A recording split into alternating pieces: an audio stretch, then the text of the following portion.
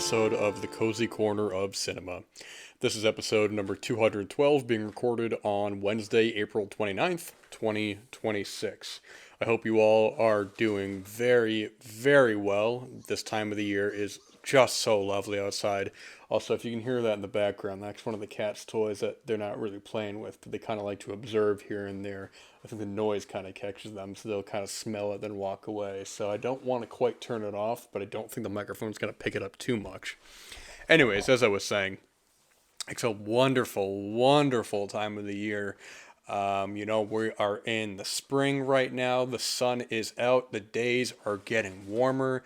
I tell you, I've been outside a lot, and it's one of these things where, in the early morning when I wake up, when I go to work, the sun isn't quite out, but so, there's a bit of a chill in the air driving to work with the heat on, and then by the time it's like mid morning, the sun is out, it's getting warmer, and then by the afternoon, it's just so, so beautiful. So we really want to take advantage of these days, stepping outside, getting that vitamin D in, opening a window. It's completely fantastic until it gets egregiously hot in the summer, which will definitely happen. So it's like those moments in the spring and the fall that, or these days in the spring and the fall that you really want to take advantage of. And actually, I'm going to contradict myself. I am going to turn that toy off, but I'm not going to pause the recording. Just because it's a little hard to stay focused on what I'm trying to say with that thing going off. And the cats really aren't even looking at it. I don't think they really care too much. But anyways, here we are for another episode. Like I said, yeah, man, May is right around the corner. And I was thinking just about the year so far, and it's funny how the year for films, that is. It's funny how the year started off, and it was like boom, boom, boom, just exceptional film after exceptional film, just really solid stuff, and then it really has slowed down, and I have been in such a drought of quality 2026 films. I've seen so many duds lately, and I really try to be, I don't try to like walk in with any kind of, just any kind of real expectation. But man, there have just been some real duds this year. There's also been a lot of really quality films, a handful that I think are really solid. But as we're approaching May, I have maybe only a couple that I feel really strongly about positively, and a lot of the others I'm like, yeah, they're good, they're very good, but I don't know if they're gonna be favorites by the end of the year. Maybe the 25 list that I like to do, the 25 of 26, I'll do at the end of the year. But yeah, but seen a lot just recently hit 100 theatrical releases this year. Although the number is a little off because I was counting the Oscar-nominated short films, so maybe minus a handful here and there. But either way, just about 100. So I'm just counting that as 100. And that includes retro watches as well. It's been there's been a lot coming out at once, and then there's been not a lot coming out. Like this weekend, at the time of this recording, is a couple of films I gotta go see. But man, there was like 2 weeks in a row. There was like 5, 6, 7 films. Where I'm just like, man, things have been so busy here that unfortunately I just had to miss some stuff that I was really interested in seeing. I really got to make a point to watch Francois Ozon's new film, The Prisoner, which I was real bummed to have missed. I just didn't get an opportunity that week to go see it, but that'll be watched when it's readily available. And yeah, so I'll talk about more of those at the mid-year point. There's already a couple films, like I said, I feel strongly, positively about. And even last week, it was nice. I saw a new film. I felt really strongly about it. It was like great, finally can break the curse after just weeks of just duds and duds. And when I say duds, I mean like just either just real stinkers or just not very good films. So I'm at the point now where I'm kind of mixing in really exceptional films to good films. Films that will not make my end of the year 50 favorites, but they are good. And I thought were worth putting on the list. So anyways, we're going to continue on with my 20 favorite films of the 21st century. So far, we are a little less than halfway through, but after this episode, we will be halfway through if I can get these next two films out. But we're going to kick it back to 2011, talk about the last feature film, last narrative film, I should say, fictional film from Mr. William Friedkin. We're talking about Killer Joe, 2011, based on a play by Tracy Letts, who also was the screenwriter of the film, and as well as William Friedkin's 2006 film Bug, which was also based on a play by Tracy Letts, and I don't know if he wrote the screenplay for that. I'm gonna look that up right now. It says screenplay and play, so that is interesting. So yeah, looks like he did write that as well. And Bug as well is also an exceptional film, but this film I like quite a bit more. I've only seen Bug twice, and it's been a long time since I've seen it. But I think I would respond very positively now. I remember the last viewing I saw being really taken aback. So that's just and it feels like a play too. Both these films feel like plays, and even before I knew they were based off plays, they just kind of have that sense. Not even necessarily with the fact that you have characters kind of almost in doing these longer kind of dialogue sessions and in minimal locations. I mean, Bug is the case where the whole film practically takes place at this motel. There's a little bit of stuff outside of it, where Ashley Judd's character is at like the grocery store and all that. So you could expand on that a little bit, kind of take these elements to her character and kind of do something more with it, because a part of that film is that her kid went missing. So you can have it. You can have a scene in a film where you can have a scene in that film, which is the grocery store, and thinks you see something to elaborate on that. But anyways, Killer Joe. It really only the ending I would say feels distinctly like a play ending where you have all the characters, or you have the characters kind of in this one common setting, or this one main setting throughout the film. But so you have Matthew McConaughey in this film plays. Actually, no. Before we get to him, we're going to talk about Emile Hirsch and Thomas Hayden Church play main characters in this film. They are trying to get inheritance money after I think it's Thomas Hayden Church's girlfriend, or I don't know if they were married or not. Like I said, I did not watch any of these, so. But anyways, after Gina Gershon, they need to they want her dead so they can get the inheritance from her. They hire this guy, Killer Joe, played by Matthew McConaughey, who is a cop, but also a hitman on the side. And the problem is that they need her dead first to be able to pay him. He backs out. He says, I'm not doing that. But then he comes across their younger sister, Dottie, played by Juno Temple, and uses her as collateral, as sort of a marker to say, well, I'm going to hold on to her and until this is all taken care of. And it's a real scuzzy kind of film. I love the look of the trailer park that they're in. The whole opening scene is fantastic when it's raining. It's a stormy night. It's a great introduction to the film to kind of set it all up and really kind of put these. You have a loud dog barking, and it really sets up the world these characters are in. Emile Hirsch is very desperate. He really is kind of out of options at this point. He needs this money. And from there, I mean, all of the characters in this are at best morally ambiguous, and at worst just outright evil. The backstabbing that goes on in this film, you could say that Dottie is the only one who is maybe morally good, but even still, that's a character who is almost misguided in a way. I mean, they really don't allude to her. Probably being mentally, I don't wouldn't say mentally like slow or anything like that, but she's definitely like, I guess you could call her so. It's not quite mentally challenged, but it's not quite far from there. There's like a scene early on where Emile Hirsch is Thomas Hayden Church is yelling at her to wear a bra.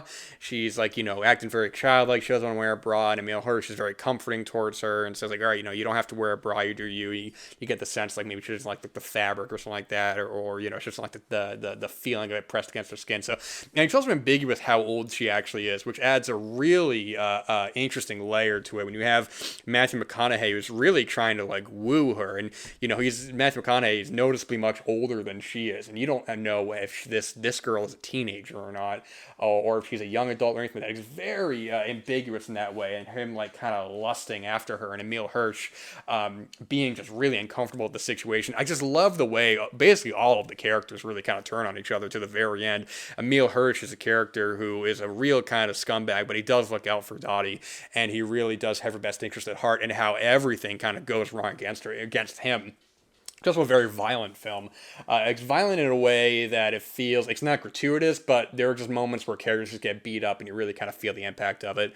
And one of the things that I recently, on top of having recently, a couple months ago, finished reading Friedkin's autobiography, I watched a documentary, Friedkin Uncut, and there's one part that I really like a lot that he mentions where he talks about continuity really not mattering, really not. That doesn't matter to him.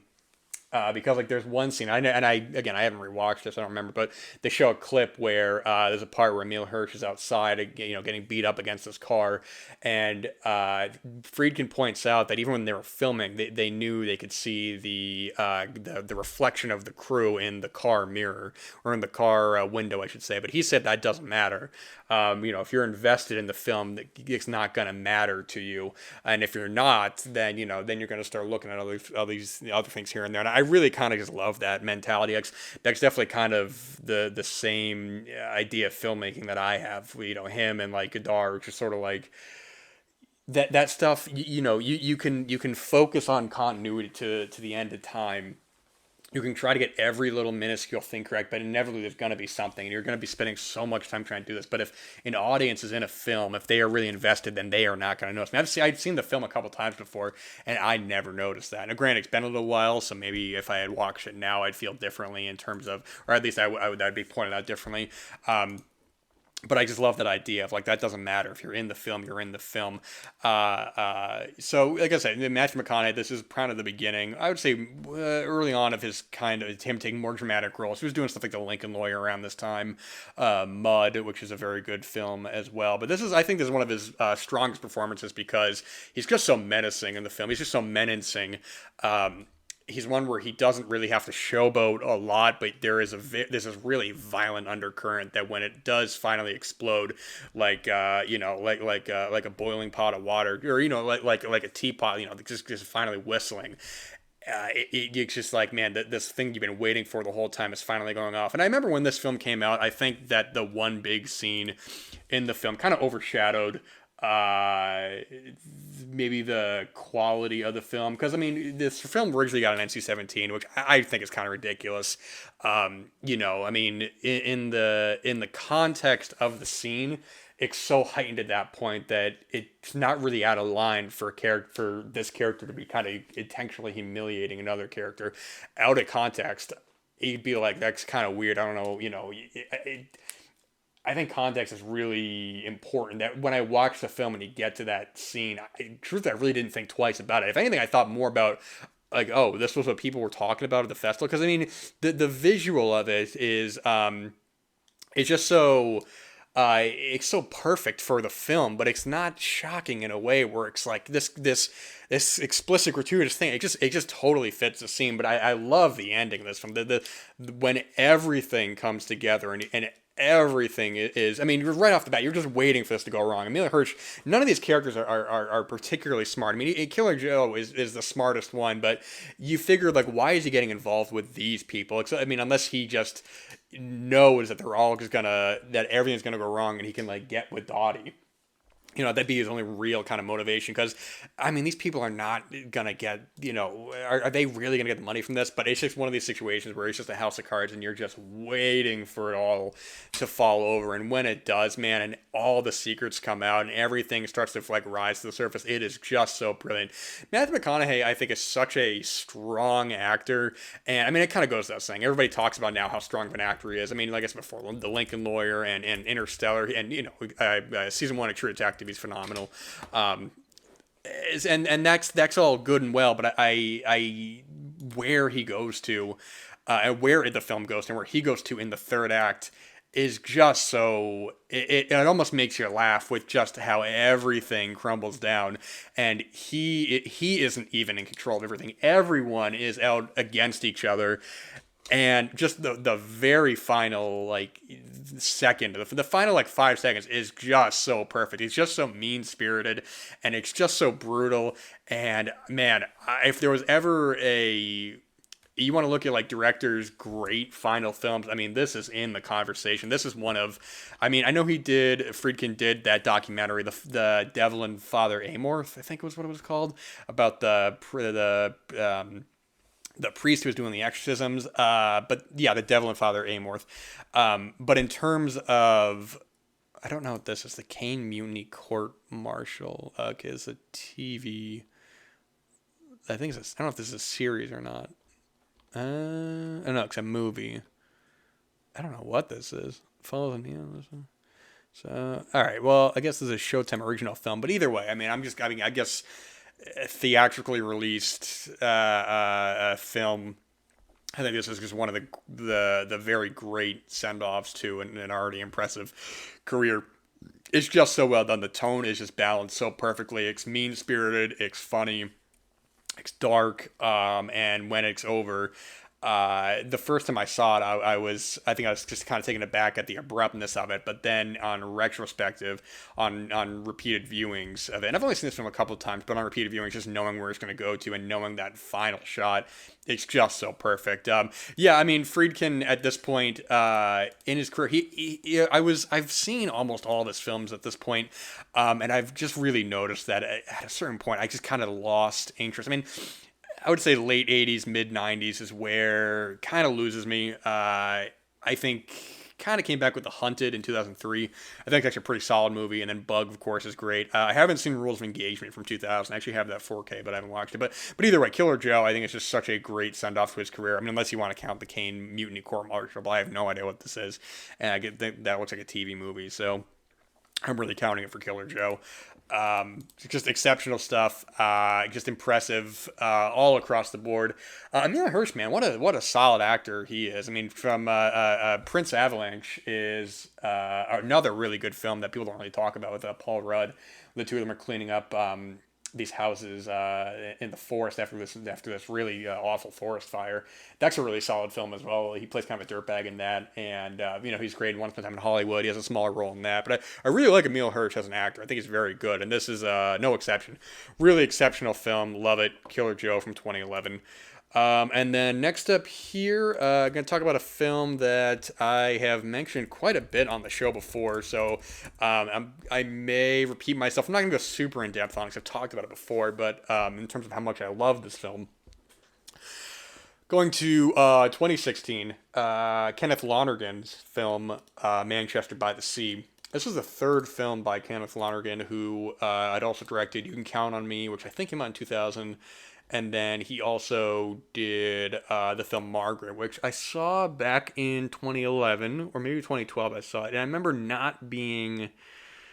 I remember that got delayed for a while. There was people talking about, is it coming out? Is it not? And then it finally did. I remember being very underwhelmed. But he's also written some stuff as well. I didn't even know he wrote the Adventures of Rocky and Bullwinkle movie and Gangs of New York. And funny, he wrote 4 episodes of the Howard's End TV miniseries, which is funny because I just watched that film for the first time, the Merchant Ivory film. But Manchester by the Sea, I just think this is a film that I've seen this 5 or 6 times now, and every time I've seen it, I just love it more than the previous. The first time I saw this theatrically, I just remember people were calling it kind of like mumblecore, and I don't really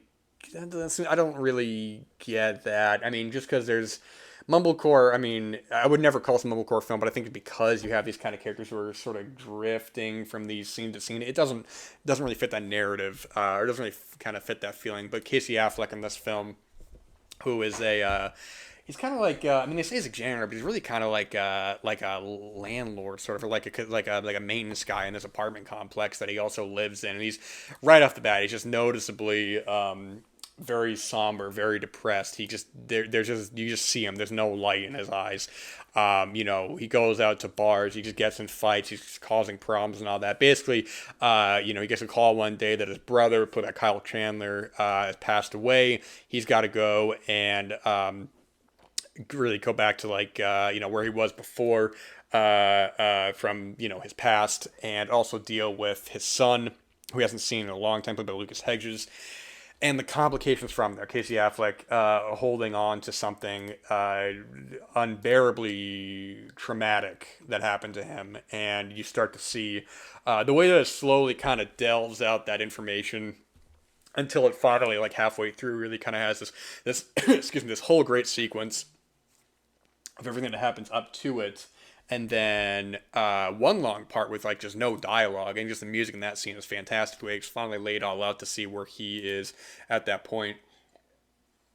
One thing that really always stood out about this film are the character interactions.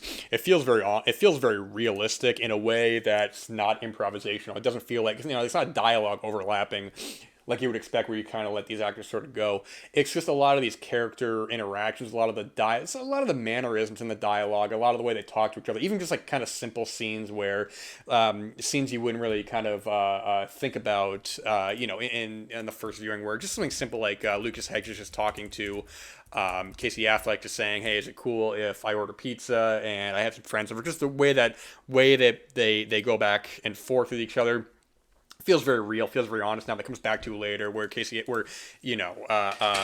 Hedges is very popular. He's got a couple girlfriends. Girls really like him, and Casey Affleck doesn't like one of his girlfriends, and just the way he's very stern about it. He's like, I don't want her over anymore.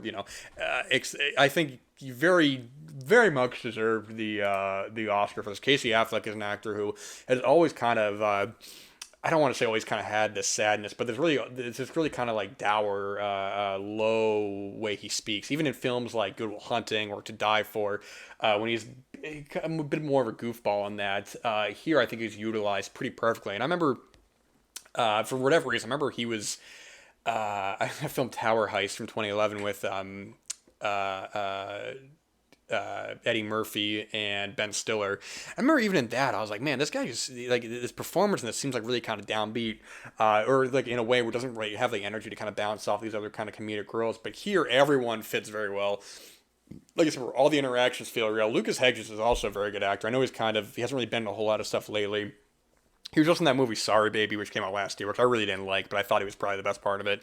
He was the only one in that movie who actually felt like an actual performance. Same with the other actor as well, John. Is it John Carroll? Oh man, I don't remember his name. Anyways, that's whatever. But like I said, Michelle Williams as well is not in the film a whole lot, which makes sense. But I would say their one big scene at the end, it says a lot about the relationship post this traumatic event without having to really kind of go into it. And I'm glad that it wasn't. It feels realistic in the way where something like this really probably can't be resolved for this character, because there's just too much there, and the way that he is really kind of pushing back on her wanting to resolve this. So I mean, just even like his mannerisms, like he's putting his hand up and he's just really trying not to cry, and he's just like, I just can't do this. I gotta go. I can't do this. It feels just so realistic, and I think maybe in part I might be biased because I'm generally I'm not far from the area as well, so I guess a lot of kind of the East Coast sort of mannerisms, like they're drinking Narragansett beer and all that.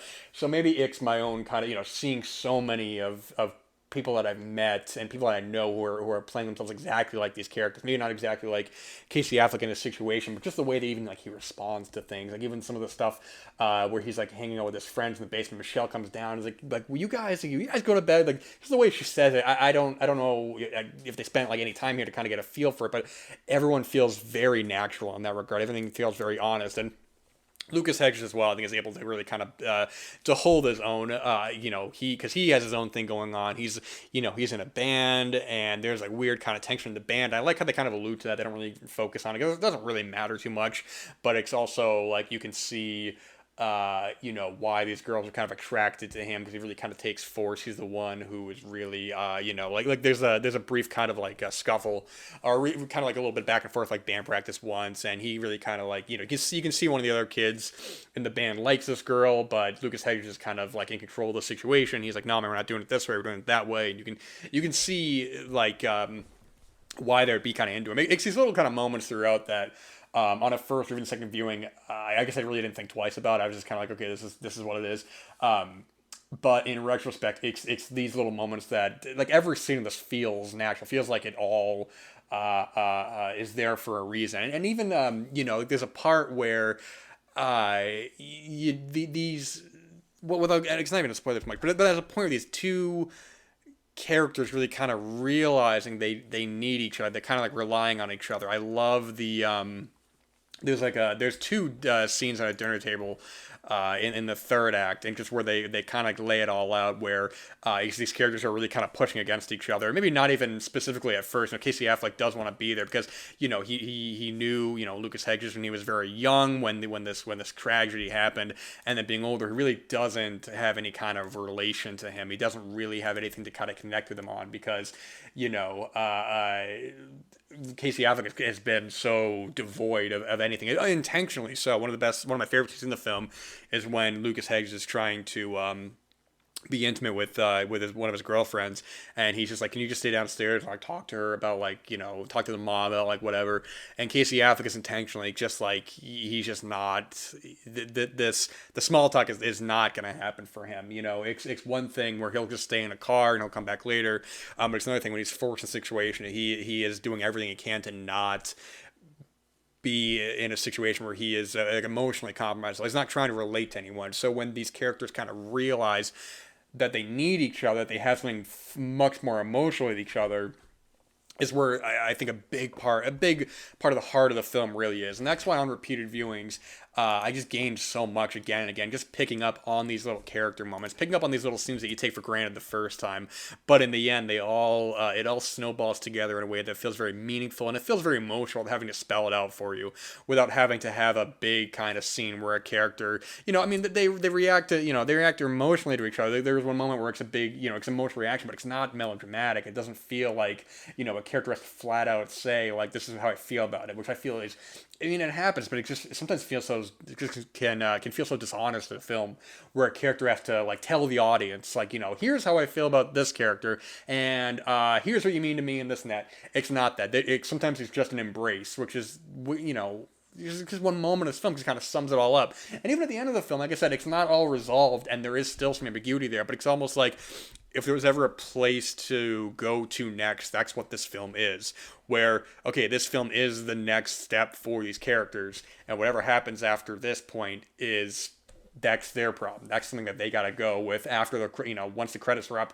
They have to kind of figure that out for themselves, instead of having some sort of really kind of wrapped up conclusion. Because when we really kind of realize what's going on, it's sort of like, will there ever be a real conclusion to this? You can imagine no. I mean, how do you cope with just the film is coping with an unspeakable tragedy, but it's all about getting to a point of bearability, of being able to where things are not so dour, no matter how minuscule that may seem. It's just those steps.